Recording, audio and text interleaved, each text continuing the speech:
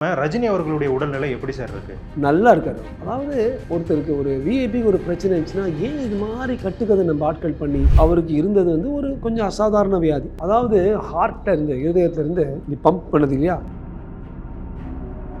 அவ்வளவு ரத்தம் அடிச்சு மெயின் ஹைவே மாதிரி போயிட்டு இருக்கு. அங்கிருந்து ரத்தம் வெடிச்சு வெளியில போகும். நல்ல காரணம் ரஜினி சாருக்கு வெடிக்கலை. மாற்று அறுவை சிகிச்சை செஞ்சதுனால இந்த சென்ட்ரல் இடத்துலேருந்து அந்த குழாயிலேருந்து ரத்தம் போகுது இல்லை, அந்த கிட்னிஸ் ஃபங்க்ஷனிங் இல்லை. இவருக்கு வந்து ரொம்ப தீவிரமான நிலையில் இருக்கிறனால அவர் டிஸ்சார்ஜ் ஆகிறதுக்கு 1 மாதத்துக்கிட்ட ஆகும் அப்படின்லாம் சொல்கிறாங்க. அது உண்மையாக? ஒரு டிஸ்சார்ஜ் எப்போ சார் ஆகும்? நாளைக்கு 4 நாளைக்கு நடக்க ஆரம்பிச்சிருவாரு. நடந்துட்டு வீட்டுக்கு வந்துட வேண்டியதான்.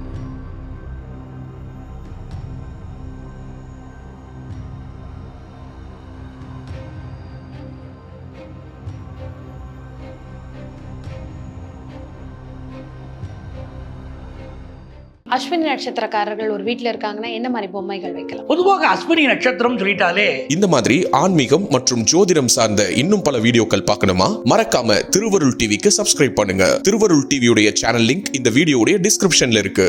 பேசு தமிழா பேசு நேயர்களுக்கு வணக்கம்.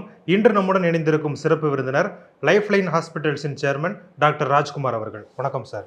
வணக்கம் தம்பி. சார், எப்படி இருக்கீங்க? Very well, thanks sir. கடந்த சில நாட்களாக பார்த்தீங்க அப்படின்னா உதயநிதி துணை முதல்வர் ஆவார், செந்தில் பாலாஜி வந்து ஜாமீனில் வெளிவந்துட்டார், இந்த மாதிரியான அரசியல் செய்திகள் தான் இருந்துச்சு. ஆனால் இன்னைக்கு ரஜினி அவர்கள் வந்து மருத்துவமனையில் அனுமதிக்கப்பட்டதும் அவர் வந்து கவலைக்கிடமாக இருக்கார், செயற்கை சுவாசத்தில் தான் இருக்கார் அப்படிங்கிற மாதிரியான செய்திகள்லாம் இருக்குது. இது பார்த்தீங்க அப்படின்னா நிறைய என்ன சொல்கிறது ஸ்பெகுலேஷன்ஸ் தான் இருக்குது.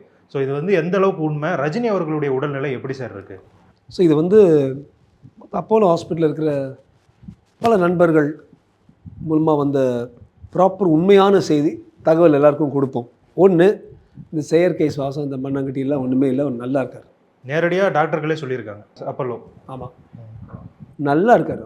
அதாவது ஒருத்தருக்கு ஒரு விஐபிக்கு ஒரு பிரச்சனை இருந்துச்சுன்னா ஏன் இது மாதிரி கட்டுக்கதை நம்ம ஆட்கள் பண்ணி, அப்போ எது உண்மை எது பொய்ன்னு பாவம் மக்களுக்கும் ஒன்றும் நம்ப முடியாது. அதாவது ஒரு பொறுப்பு வேணும் ஊடகங்களுக்கு. அந்த பொறுப்பு இல்லாத ஊடகங்கள் சுற்றிட்டு இருக்கு.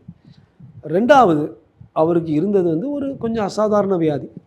அதாவது ஹார்ட்டில் இருந்து இருதயத்துலேருந்து நீ பம்ப் பண்ணது இல்லையா, அது எப்படி இருதயத்துலேருந்து நம்ம லிவருக்கோ நம்ம காலுக்கோ கிட்னிக்கோ எப்படி போகும்னா ஒரு பெரிய குழா இருக்குது, ஒரு சென்ட்ரல் வாட்டர் பைப் மாதிரி வச்சிங்களேன், அது இப்படி போகும். அது வயிற்றில் வர்ற இடத்துக்கு அது பேர் அயோட்டா.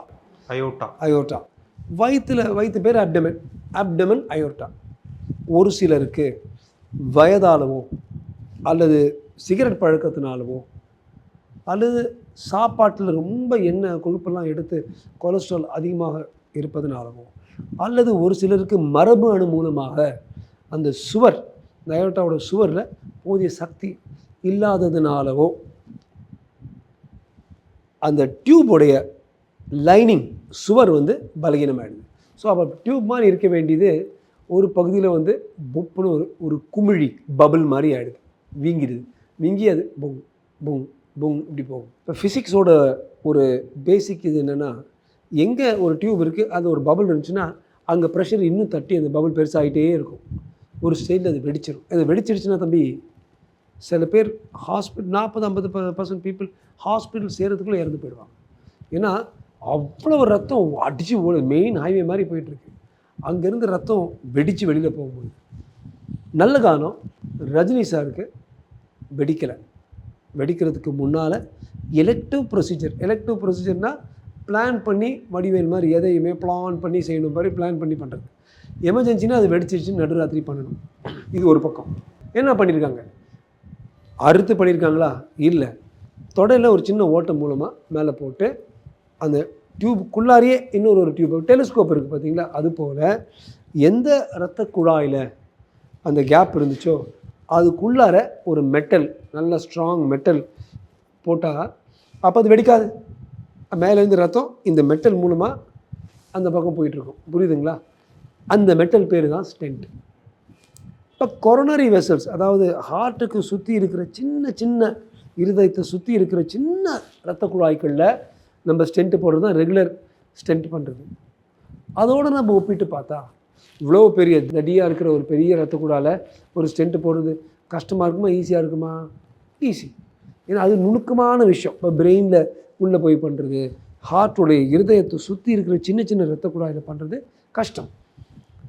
தொடையில் போகிறது இவ்வளோ பெருசு, புஷ்குன்னு அங்கேயே போட்டுடலாம்.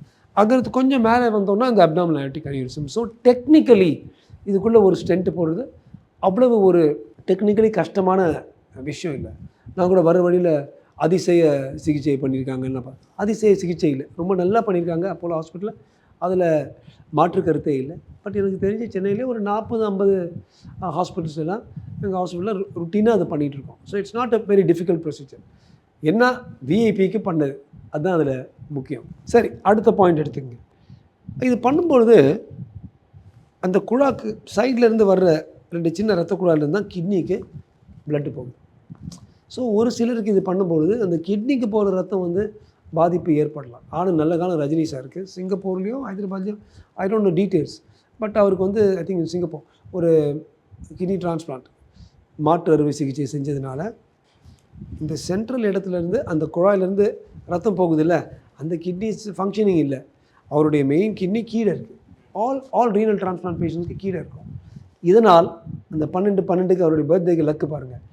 இந்த ஸ்டென்ட் எப்படி வச்சாலும் கொஞ்சம் எப்படி வச்சாலும் கூட பாதகம் ஆகாது. ஏன்னா கிட்னியோடைய இரத்த குழாய் கீழே இருக்குது, ஏன்னா அவர் கிட்னியே கீழே தனியாக இருக்குது. ஸோ இதெல்லாம் அவருக்கு ரொம்ப பாசிட்டிவான விஷயங்கள். ஆண்டவன் புண்ணியத்தில் இதனால் எல்லாம் ரொம்ப ஸ்மூத்தாக போயிருக்கு அவருக்கு. என்னுடைய பிரார்த்தனைகள் மட்டும் இல்லை, கோடிக்கணக்கான மக்களுடைய பிரார்த்தனை கொண்டவர் அவரும் ஒரு சமூக ஆர்வலர், நல்ல மனிதன், நல்ல மனசுள்ள மனிதன். எல்லாரும் அவருக்கு ரஜினி சார்னு சொல்கிறதுனால அந்த ப்ரேயர்ஸோட இம்பேக்டும் ஒன்று இருக்கும்.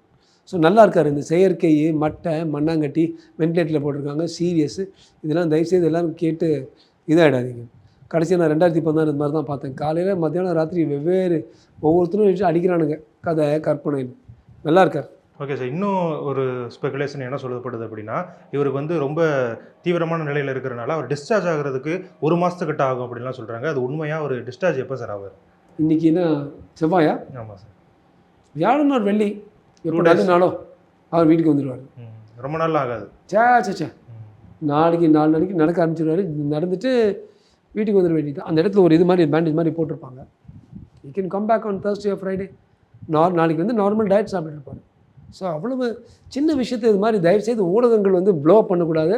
அப்படி ப்ளோ பண்ண எதுக்காக ப்ளோ பண்ண நீங்கள்லாம் பார்க்கணும். இல்லை சார், ஊடகங்களுக்கு வேறு செய்திகள் கிடைக்கலையா? இல்லை ஒரு சினிமா ஸ்டாரை சுற்றி ஏதாவது போட்டோம் அப்படின்னா நமக்கு இன்னும் கொஞ்சம் டிஆர்பி வரும்னு பண்ணுறாங்களா சார்? உலகமே டிஆர்பியா? ஒரு மனிதன் இருக்கார், அவர் ஒரு சமுதாயத்துக்கு அளவுக்கு பண்ணியிருக்காரு, ஒரு அட்லீஸ்ட் ஒரு ஆர்வலராக இருக்கார்.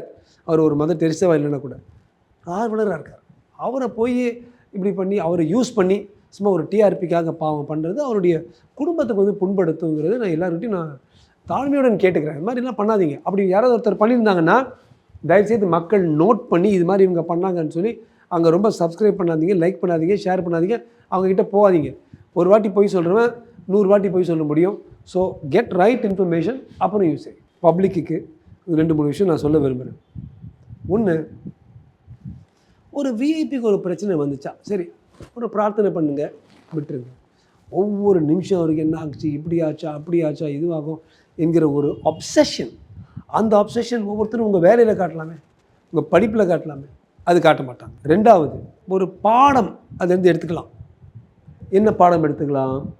பல பாடங்கள் எடுத்துக்கலாம். ஏன் இவருக்கு வந்துச்சு யோசிச்சு பார்த்தீங்களா? ஸ்டைலாக போடுவார், அதனால தான் வந்துருக்கு. சின்ன வயசில் அது புகைப்பழக்கம் இருந்துச்சு, அதுக்கப்புறம் அதை நிப்பாட்டிட்டார். ஆனால் எப்போவுமே பல நோயாளிகள் நான் பார்த்துருக்கேன். சார் பாருங்கள் சார், 5 வருஷமாக நான் விட்டுட்டேன் சார். அவன் என்ன சொல்லுவாங்க பாருங்கள், அதனால தான் இப்போ கேன்சர் வருது. முதல்ல 30 வருஷமாக குடிச்சிட்டு இருந்தேன், இந்த 5 வருஷமும் நான் புகை பிடிச்சிருந்தா வந்திருக்காது. நான் சொல்ல அடமலையா, நீ 30 வருஷம் அடித்ததுனால தான் வந்திருக்கு. இப்போ நீ நிப்பாட்டதுனாலவும் அது தடுக்க முடியல.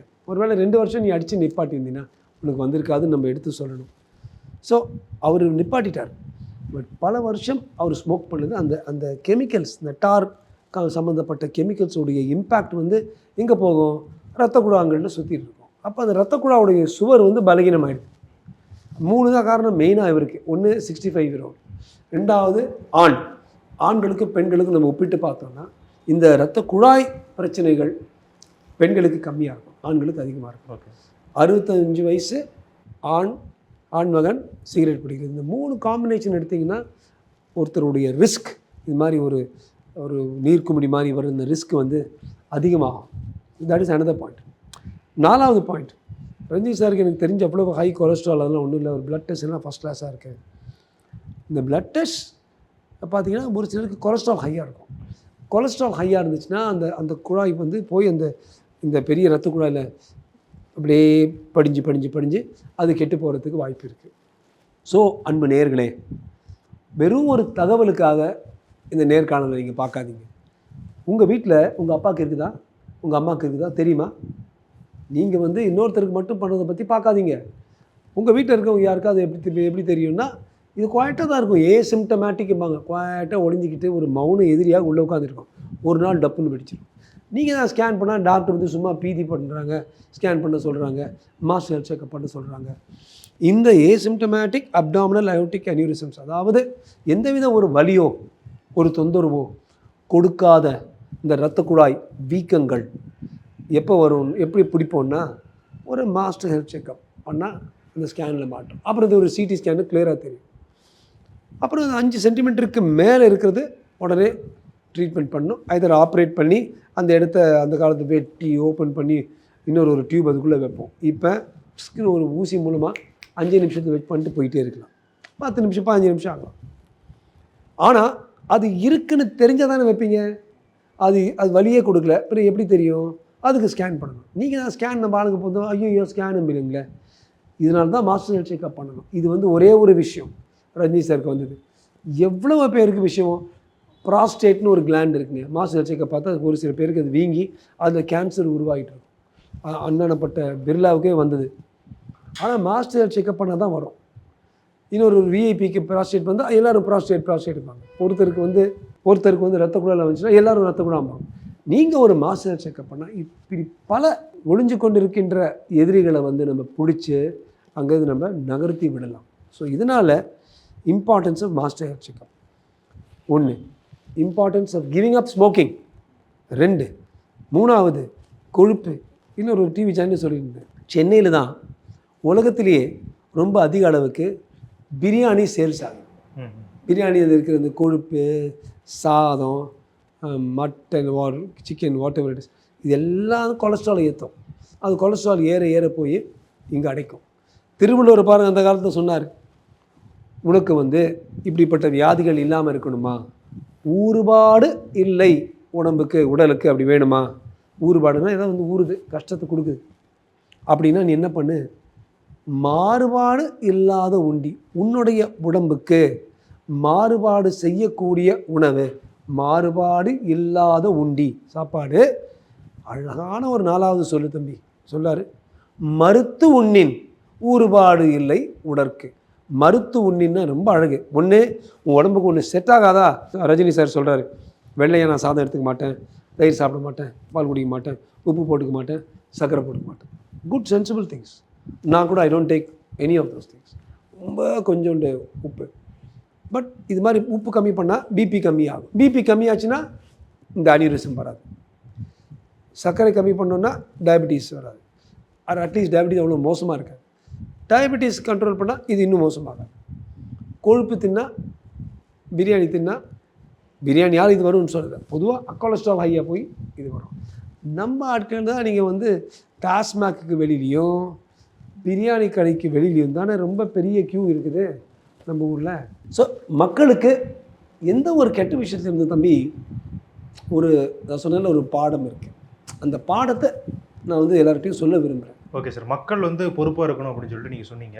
இப்போ பார்த்தீங்க அப்படின்னா நிறைய அரசியல் தலைவர்களும் சரி, ஆளுநர் அவர்களும் சரி, ரஜினிகாந்த் அவர்கள் விரைவில் பூரண குணமடைந்து திரும்பணும் அப்படிங்கிற மாதிரி ட்வீட்லாம் போட்டிருக்காங்க. ஸோ அவர் மேலே இருக்கிற அக்கறையில் தான் சொல்லியிருக்காங்க. ஸோ அதுவுமே பார்த்தீங்க அப்படின்னா எல்லார் பக்கத்துலேயும் ஒரு பீதியை கிளப்புற மாதிரி இருக்குமா சார்? இல்லை, பிரார்த்தனை பண்ணுறாங்க, அவங்க விஷஸை தெரிவிக்கிறாங்க, அது ஒரு பக்கம். அது பொதுவெளியில் பண்ணலாம். ஆனால் தயவுசெய்து தப்பான தகவல் கொடுக்காதீங்க. நீங்கள் நினச்சி பார்க்கணும், அவருடைய குடும்பம் என்ன நினைப்பாங்க. செயற்கை வென்டிலேட்டர், அவர் சீரியஸாக இருக்கார். நான் நிறைய பேர் என்ன படம் ரிலீஸ் ஆகுமா, ஆடா பாவிகளா, ஒரு மனுஷனுக்கு ஒன்று பண்ணியிருக்காங்க, அவர் வீட்டுக்கு வந்து போகட்டும், படம் ரிலீஸ் ஆகுமா, படத்தை பார்க்கணுமா இவங்க. அப்படி ஒருத்தரை வந்து நம்ம அது மாதிரி இப்படி போட்டு இப்படி புழியக்கூடாது. அவர் செட்டில் ஆகிட்டு ஒருத்தர் 2 நாளில் ஓகே ஆகிடுவார், வீட்டுக்கு வந்துடுவார். ஒரு வாரம் 10 நாளில் ஷூட்டிங் வருவார். வேட்டையன் கரெக்டாக வெளியில் வருவார். என்ன ஒரு வேட்டையன் கொஞ்சம் லேட்டாக வருவார், லேட்டைனாக வருவார், பரவாயில்ல, நல்லா வருவார். நீங்கள் உங்கள் அப்பா அம்மா பாருங்கள், உங்களுடைய கொலஸ்ட்ரால் பாருங்கள், உங்களோட ஸ்மோக்கிங்கை பாருங்கள், உங்களோட பிரியாணியை பாருங்கள், இதெல்லாம் பாருங்கள். அதாவது மாறுபாடு இல்லாத உண்டி நான் சொன்னேன் பார்த்தீங்களா, மருத்து உண்டின். அப்படி உனக்கு மாறுபாடு இல்லைனா கூட ஒரு ஸ்டேஜுக்கு மேலே போதுங்கன்னு சொல்லணுமா. திருவள்ளுவர் சொல்லியிருக்காரு, மருத்து உண்ணின், சாப்பிடு, ஆனால் எப்போ மறுக்கணுமோ போதுன்னு ஒரு வரையறை போட்டு, வேணாம் லிமிட்டுக்கு வந்தாச்சு, வரம்பு இது. அதான் ஃபுல்லாக சாப்பிட்டு இது வரைக்கும் வந்துட்டு தண்ணியை குடிச்சிட்டு ஏப்பத்தை விட்டுட்டு பக்கத்து வீட்டில் தூங்குறவனை எழுப்பி விட்டுட்டு அப்புறம் தானே நம்ம சாப்பாடு ஓகேங்கிறோம். அது ஃபுல்லாக சாப்பிட்டு வெளில வந்து ஏப்பம் விட்டால் பக்கத்தில் கேரட் ஹல்வாவும் ஐஸ்கிரீம் வச்சா எங்கேருந்தோ அந்த ஸ்டமக்கில் கொஞ்சம் வந்துடுது, அதையும் இங்கே டடக்குன்னு உள்ளே போட்டுரும். அதை எல்லோரும் கொஞ்சம் கண்ட்ரோல் பண்ணாங்கன்னா இது மாதிரி ரஜினி சாருக்கு வந்த விஷயம் அவங்களுக்கு வராமல் இருக்கும். அதே போல் ஒரு சிலருக்கு நீங்கள் என்ன பண்ணாலும் வர வேண்டி வருதான் ஆகும். அப்படி இருந்துச்சுன்னா அது வரும் முன் காப்போம்னு சொல்லி முதல்லையே பிடிச்சி இது மாதிரி 10-15 நிமிஷம் ஒரு ஸ்டென்ட் வச்சோம்னா சரியாக போய்டும். இந்த விஷயத்தில் ரஜினி அவர்கள் வந்து சரியாக பண்ணியிருக்காருன்னு நினைக்கிறீங்களா சார்? அவருக்கு வயலி வந்த உடனே ஹாஸ்பிட்டலுக்கு போயிருக்காங்க. ஸோ அதனால் இவர் வந்து இந்த நோய் வந்து தீவிரமடைகிறதுக்கு முன்னாடியே வந்து அவர் முன்னெச்சரிக்கை நடவடிக்கை எடுத்து. கரெக்ட். நான் என்ன சொல்கிறேன், அதோடைய அவர் வலி கூட இருந்துச்சுன்னா எனக்கு தெரியாது. ஒரு ருட்டீன் ஸ்கேனில் கூட கூட கம், எனக்கு அந்த டீட்டெயில்ஸ் தெரியாது. ஆனால் அந்த ருட்டீன் ஸ்கேனில் பார்த்துருக்காங்க. ஒரு பெரிய வலி இருந்துச்சுன்னா எலெக்டிவ் ப்ரொசீஜர், அதாவது எமர்ஜென்சி அல்லாத ஒரு செயல்பாடுன்னு சொல்லியிருக்க மாட்டாங்க. அப்போ வலி வந்திருக்காங்க. அப்போ என்ன, அது தெரிஞ்சு நம்ம ஆளுங்க வந்து வெயிட் பண்ணி பார்க்கலாம், நேரம் சரியில்லை, நீ பண்ணலன்னு தாண்டா உனக்கு நேரம் சரியில்லை. சில விஷயங்கள் எமர்ஜென்சிக்கெல்லாம் நேரம்லாம் பார்க்கலாம். மற்றபடி ஜாதகம் பார்த்து இல்லைனா ஒரு மாதம் இருந்து பார்க்கலாமே, ஒரு 6 மாதம் சும்மா இங்கே ஒரு நம்பர் போடுவாங்க. அந்த வெயிட்டிங் டைமில் தம்பி எவ்வளவோ பேருக்கு அந்த ஒரு குடல் டியூமர்னால் அது வெடித்து அந்த கேன்சர் பல இடங்களில் செதறி இருக்குது. ஸ்டேஜ் 2 ஸ்டேஜ் 3லேருந்து டப்புன்னு ஸ்டேஜ் 4க்கு போயிருக்கு. அல்லது அந்த வெயிட்டிங் டைமில் மரணமே வந்திருக்கு. எதுக்காக? ஒரு பெரிய காரணம் இல்லைன்னா மருத்துவ சிகிச்சை ரஜினி சார்கிட்ட அதுவும் கற்றுக்கலாம். டப்புன்னு ஒரு நடப்பார் என்ன சொல்ல, அது மாதிரி டக்குன்னு போயிருக்காரு, ஜோலியை பண்ணிட்டாரு, வந்துட்டார்.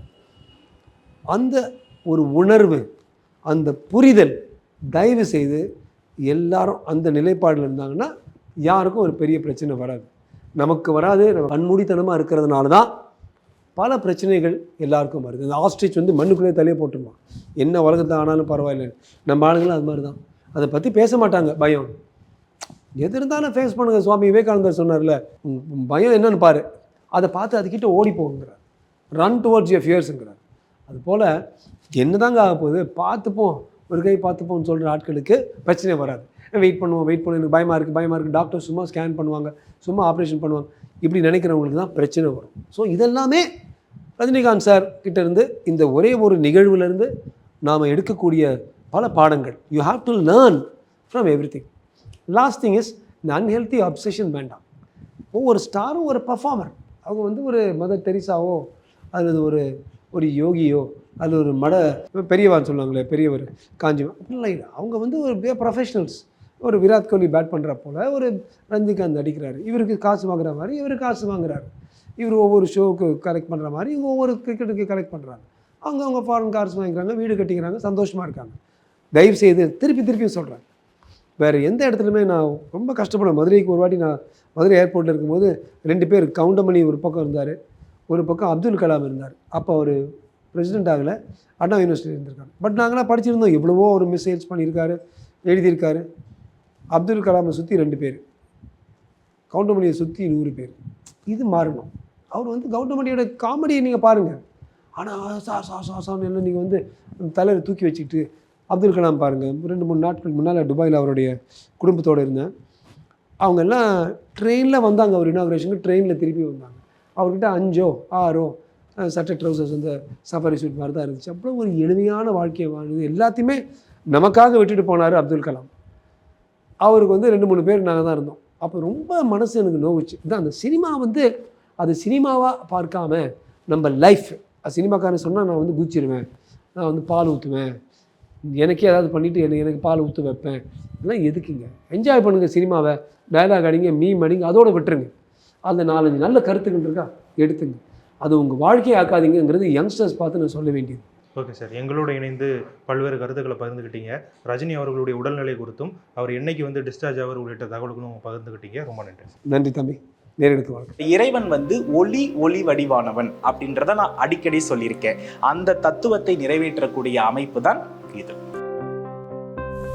அதாவது நீங்க ஒரு வித்தியாசமான ஒரு மகாலட்சுமி இது வரைக்கும் பார்த்ததே இல்லை. இந்த மாதிரி நம்ம முன்னோர்கள் தான் குலதெய்வமாக வணங்குகின்றோம் அப்படின்றதினுடைய வெளிப்பாடு. இந்த மாதிரி ஆன்மீகம் மற்றும் ஜோதிடம் சார்ந்த இன்னும் பல வீடியோக்கள் பார்க்கணுமா?